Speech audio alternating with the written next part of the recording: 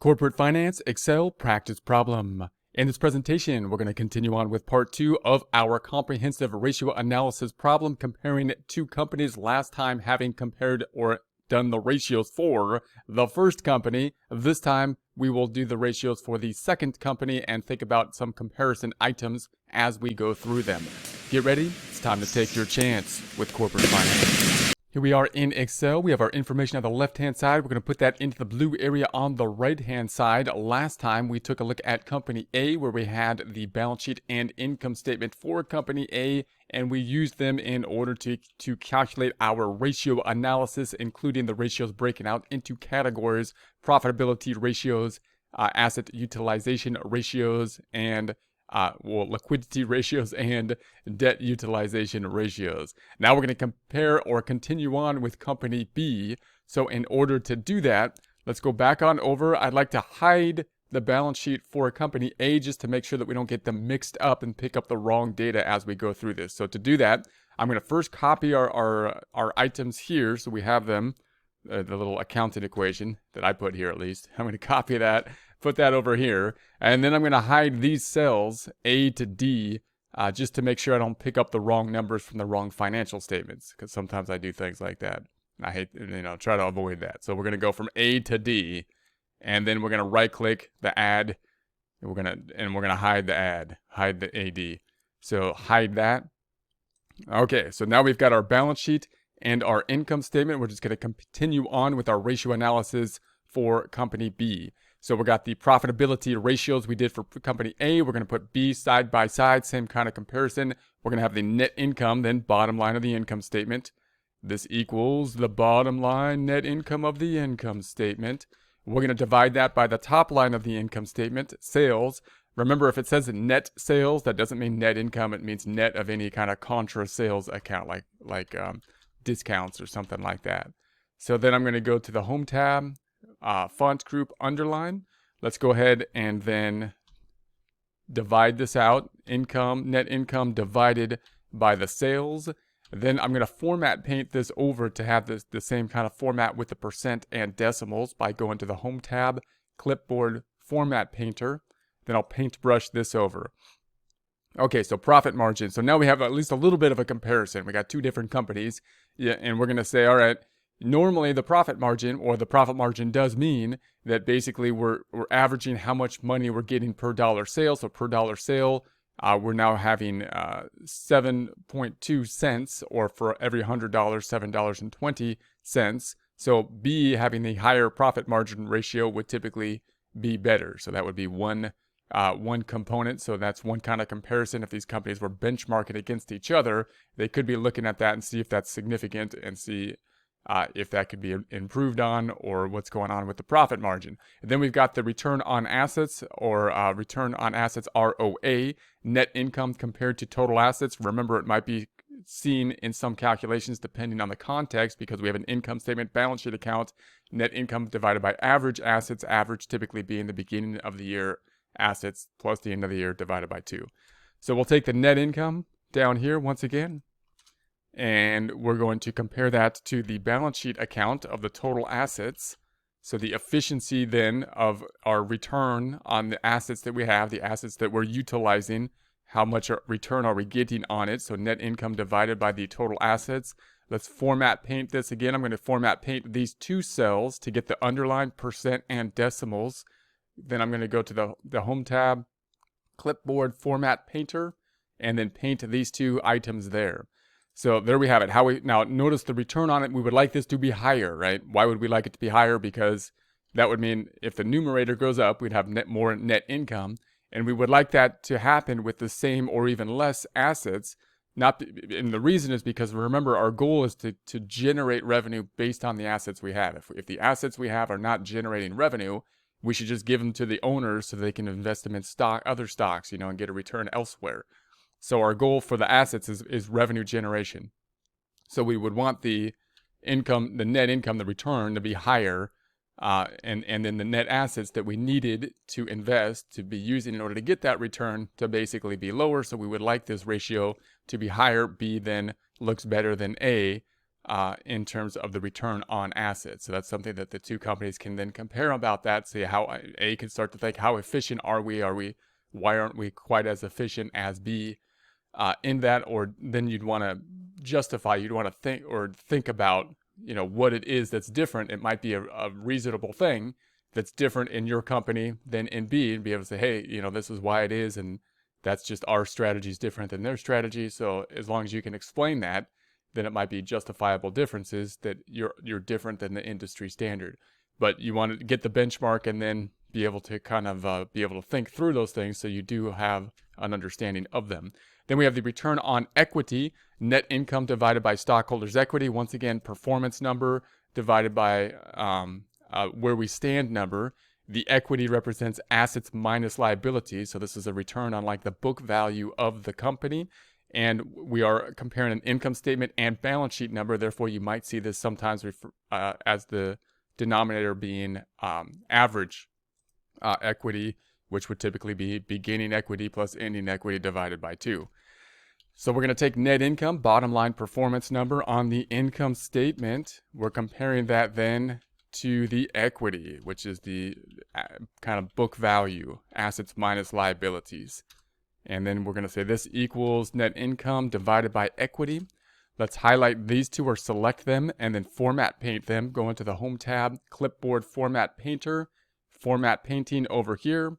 So now we've got the return on equity. Again, we would like this to be a higher number, typically being better than the lower number. So B looks better than A here. But if we think about this as well, note the calculation, assets minus liabilities is equity. So we're thinking about the return, basically net income as compared to the book value or equity. We also need to consider then how leveraged the company is. What are the liabilities in the company? So if we look at this ratio, we want to compare some other ratios as well, including the amount of leverage that is in there with regards to A and B. So we'll take that in context with all the other, notice again, we're painting kind of a story here. So it takes multiple ratios for us to do that. So then we're going to take a look at the asset utilization ratios. So asset utilization ratios. So we have the receivable turnovers. We're going to be comparing the sales, which are all credit sales here, to the accounts receivable. Remembering that all of these ratios are going to be comparing basically income statement, which is a performance number, to a balance sheet number as point in time, and therefore all the balance sheet numbers, you might see them represented as averages, meaning beginning of the period plus the end of the period divided by 2, the most common average, although you could have others as well. So I won't repeat that every time this time again, but just remember that is the case if you look at a calculation and it has average receivables. Just be aware of that. It depends on the context of the calculation. So we're going to be taking the sales, we're going to be taking the accounts receivable, and then we'll divide this out. This equals the sales performance number divided by the receivables to see the turnover. We're going to then select these two so that we can format paint them. And then I'm going to go on over to the Home tab, Clipboard Format Painter, and then we will format paint over here. So once again, these numbers, typically the higher number would be better because we want the sales to be higher, meaning we're turning over the receivables more times. The more times we turn over the receivables, the more likely we have a positive cash flow. So B is looking better on the receivables turnover. If we convert that into days, how many days outstanding are the average receivables? That might be more tangible to us to figure, and it might be something that we can help to implement a little bit better as well, because we could say, hey, look, we got to cut this receivable turnover day. We got to collect on these receivables here. So we could try to break this down to the days, which would be one way to calculate this, days in a year, which you might see 365 as a more approximate estimate of most years. Or you could try to even it out by saying 12 months times an average of 30 days per month. Then we're going to be picking up the receivables turnover, dividing this out now. This is going to be equal to the 360 divided by the 14. Let's go ahead and format paint these two. That'll put the decimals over here, the underline and the decimals down below. So I'm going to go to the Home tab, Clipboard Format Paint those two cells. And there we have it. So now we have the 2515 days. So 2515 days. So notice B is turning over the receivables in only 25 days, where A is at the 49 days. So B's turning over faster meaning they're turning over the receivables more times. So you would expect this number to be higher because the days that the average receivable is lower than B's is here. I mean, than A's is. So if you look at A, then A might be looking at that and saying, "Oh, B's doing a lot better in the collection process. What can we do basically to increase the collection process so that we're collecting sooner?" And companies that have a lot of receivables are always trying to, collect earlier. We could do this calculation this way as well. We could say, okay, let's take a look at the receivables. The receivables net meaning net of any allowance for doubtful accounts, which would be an estimate of the amounts that is unreceivable. And then let's compare that to the sales per day, the average sales per day. So we're going to take the credit sales. So we'll take the credit sales. And we're going to take the days in a year. So then we're going to take the days in a year, which I'm just going to keep at the 360. And I'm going to format this a little bit differently. These sales per day, I'm going to cut this and put it up top here. Then I'm going to format paint. So I got the blue cell down below. Home tab, clipboard, format painter, and paste that cell down here. Then I'm going to put the sales. So what I really want here is sales. And then I'm going to indent that cell, go into the home tab, alignment indent. So we want the sales per day, colon, then indentation. These are the calculation of the sales per day. And then maybe indent this one more time. This is the sales per day, home tab, alignment, indent it again. Just to make it look a little nicer. So then I'm going to go back over here, home tab, sales, underline. And then we'll divide this out. This equals the sales divided by the sales days in a year. And then let's go ahead and underline these two. Let's put an underline on these two. Home tab, font, underline. And then this is going to be equal to the accounts receivable over the sales per day. Let's go ahead and format paint this over to get the decimals. Home tab, clipboard, format painter, 25. So once again, another calculation of our 25, and these are an estimate of the days. Okay, so next we're going to take a look at the inventory turnover. So we have the sales divided by inventory. Notice that you might see this turnover as cost of goods sold divided by the inventory, so be aware of that. And once again, we have the average issue with the sales item and a balance sheet item, so be aware of that. Just depends on what types of problems you are working at or what their standard will be. So we're going to say this is going to equal the sales divided by the inventory now. So going on up to the inventory. And then we'll divide that out. This equals the sales over the inventory. How efficiently are we using the inventory, or how often is the inventory turning over? I'm going to select these two and then go to the home tab, clipboard, format paintbrush, and then we will format paint it. And so once again, we would like the turnovers to be higher. So for this one, A is looking better because it looks like they're turning over the inventory faster than B. The faster you could turn over the inventory, typically the more sales you will generate through the use of the inventory. So we typically want a higher inventory turnover. Then we've got the fixed asset turnover, the property, plants, and equipment turnover, and that's going to be the sales divided by the long-term assets, or the depreciable assets, or the PP&E. So we're going to be comparing then the sales number again. The objective of the company is to generate sales, top line sales number. We're going to be comparing that then to the property, plant, and equipment balance sheet number. So typically depreciable asset type number, fixed asset type number, large equipment, long-term assets. So we'll divide this out. Sales divided by the long-term assets. Let's underline the whole thing.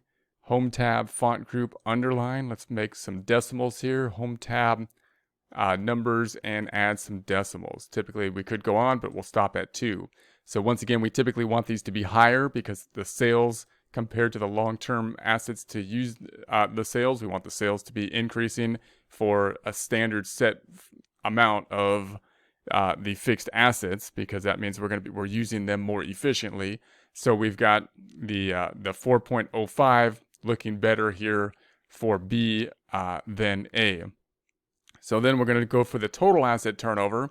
So this is kind of overarching calculation for all these ratios, because now we're comparing total assets to the sales, or sales to total assets. So this is going to be the sales number once again, top line of the income statement, comparing that now to the total assets on the balance sheet to see how well we're utilizing the assets to generate sales, generate revenue, total assets. And then we'll divide this out. This is going to be equal to the sales divided by the total assets. Let's format paint this, selecting these two items, Home tab, Clipboard, Paintbrush, these two items. So once again, the higher the number, the better typically. That means we're going to be using this more efficiently. We want sales to be increasing for less total assets because that means we're using and utilizing the total assets better. And so once again, B is looking better with the total assets turnover. And notice all these, B's looking better in a lot of these areas that we have seen, even though A has basically more sales overall than B has. So let's go back up top and we're going to then go to the liquidity ratios. So let's hide these cells. I'm going to hide these columns from I to L. So let's go to I to L. And let's hide, even though L's really skinny, so we're going to hide ill. We're going to get the ill out of here. So I'll right click and then hide.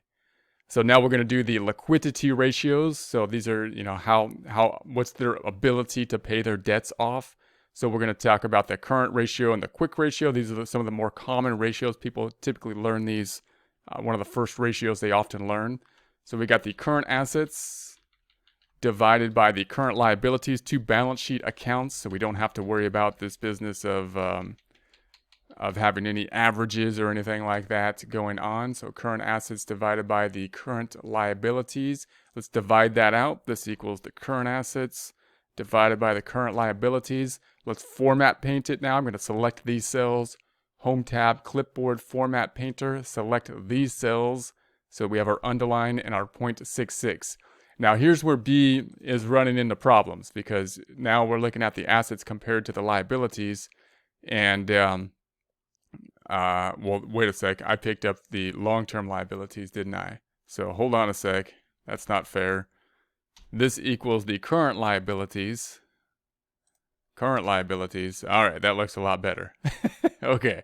So now B can pay off their liabilities 2.63 times. Not as many times as A, but again, it's comparable there, of course. And from a investing standpoint or banking standpoint, if you're going to give someone a loan or something like that, or whether or not the company can pay off their bills, you want to compare it to industry standards and anything over. It should be at least over 1, right? Because you got to pay the bills that are going to be coming due within the next month, which is what the current liabilities represent. Now the quick ratio is going to be a little bit more restrictive, having the same current liabilities, but now taking out some of the assets, restricting the assets, including like inventory. So this is going to be a more strict item. So you can calculate it two ways. You could sum up everything except inventory in our case, or you can take the total current assets minus the inventory. So you might see that, either way in a test question or something like that. And then we're going to be picking up the current liabilities, which is going to be the same. I'll pick up the right number this time. Kind of worried. I was a little worried about B there for a second, but I picked up the wrong number, so it's okay. So the 141 divided by the 82. Let's go ahead and format paint this. We're going to format paint these. We're going to go to the Home tab, Clipboard, Format Painter, format paint these. So now B can pay off even without the inventory. If they can pay off 1.7 times. Again, this number will always be less than the current ratio unless there's no inventory. They'll be equal or less, but if there's any inventory, it will always be less. So this number is not as high as A. So if you're a financer or a banker or something like that, then you're thinking about liquidity. You're thinking, well, it's not quite as good, but it's over 1 at least on the 1.7 on the quick ratio. And if you add in the current ratio, it's at 2.6. So you can think about your comparisons there. And then we're going to go back down to the debt utilization. So now the debt utilization, we're going to compare the liabilities compared to the assets now. These are two balance sheet accounts, so we don't have to deal with any kind of averaging issue. So we're going to be picking up the liabilities, total liabilities this time, the 337, and then the total assets. So total assets, and then we'll divide this out, the liabilities over the assets. Let's go ahead and format paint. So I'm going to select these two cells. I'm going to go to the Home tab, Clipboard, Format Painter, select these cells, and there we have it. Now this is where you're saying, okay, now this is getting a little bit high on the debt to assets. So if you go here, and again, this is where the items are often debatable in terms of how much liability is good, and because you'll see that the increased liability could possibly benefit if you're properly utilizing the liabilities to invest in assets that are generating revenue. It could be beneficial to many of the ratios that we have looked at, but it's also at some point you get concerned about how much leverage is in the company. So it's a debatable kind of topic in terms of, how much leverage should you have. So remember, we got the assets equal liabilities plus equity, or assets minus liabilities equal equity. If we think about the first equation, assets equal liabilities plus equity, assets is what the company has, liabilities and equity represents who has claim to those assets. So if we're talking liabilities compared to the assets, that means that the third party has a claim to 65% of the assets. So if I took 1 minus that, and we made that a percent, that means that the owners really only have the 35% claim to the assets. Why? Because they're more leveraged. They took out more liability. They're taking out more loans to finance the operation. Now, if you're taking out more loans and you're getting and you're buying more assets and whatnot and getting a return on that higher than the interest that you're paying on the loans, then that could be a beneficial thing. But then the question, of course, becomes how high is this ratio? When does it get too far, right? When does the leverage go too far? And are we leveraged enough that if there's a kind of problem, if there's some problem in the future, that we would be able to get through some kind of black swan type of event, right? And you could see that here with the accounts payable is what it is, but then you got the bonds down here at the 248 for the long-term liabilities. Now, if we then think about the interest, how many times over can we pay the interest? So if you're talking about a debt, if they want to get another loan, right? We're talking about a debt, we're going to say, okay, the net income, if we take the net income down here and we add back in the taxes and the interest expense. Now the interest expense here is, and then we compare that to the $31,000 interest expense. And notice this company B is paying a lot more interest expense than company A because they have a lot more debt out. So if we divide this out, we're going to take the 186.2 divided by the 31. So if I highlight these two, Home tab, Format Painter, and format paint this, so they're still able to pay off with their net income the debt of the 31,000 6 times over. Whereas A can pay it off 16 times over. So again, B is looking less on that, but they're able to pay off the minimum, which would be the interest on the debt, 6 times over. So let's go ahead and unhide these cells. Now I'm going to go from let's unhide everything. So I'm going to go from M all the way back and all the way back past this item to get the other balance sheet too. So then unhide. So if we unhide these items, and if we just go through these, we're going to say, okay, with the profitability ratios are typically look slightly better profit margin for B. The return on assets are better for B. So B's utilizing what they have in terms of the assets better.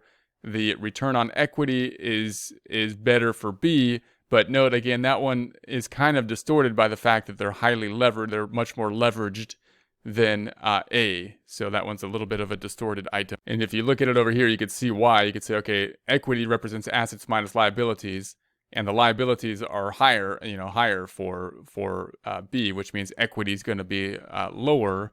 And so if you compare the income that's approximately the same to that lower equity amount, so notice that A here has the higher equity amount. So you got to keep that into consideration when you're looking at these items. Then the asset utilization ratios. So look for most of these. It looks like B is looking better. They're turning over the receivables faster. They've got the 20 25 days versus the 49 days to turn over their receivables. They're turning over their inventory is turning over less. So actually, A is doing better at the inventory turnover, and then the fixed assets, B is doing better with the fixed asset turnover, and the total assets turnover. Then B is doing better with the total asset turnover.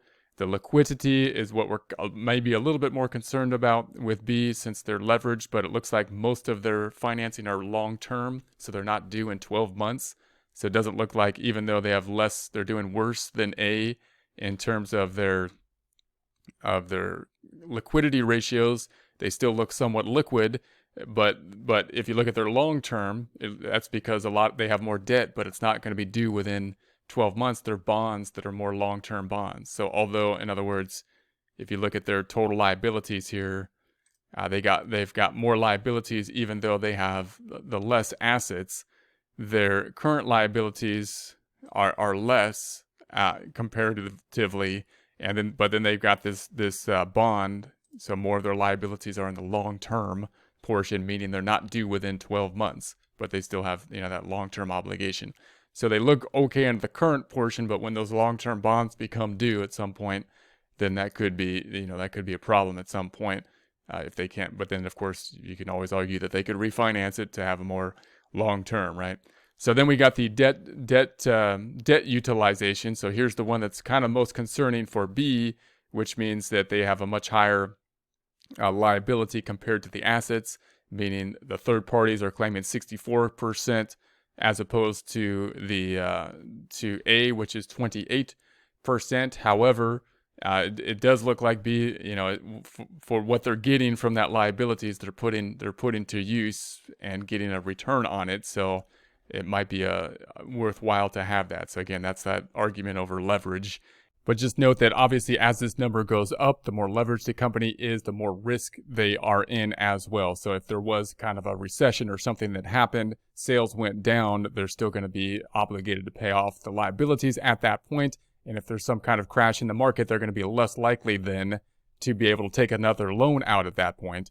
So they're going to be in more trouble if there's some kind of financial downturn, if they're going to be more highly leveraged, whereas A, less leveraged, may not have as many of the resources to be generating on in good times. When the economy goes down, if there's a recession or something like that, may be more positioned or more likely to be positioned to take out loans, when they need it to fund any kind of downturn or something like that. So notice you're kind of balancing those things out. So, and it'll change by industry as well. So how much leverage is standard or normal.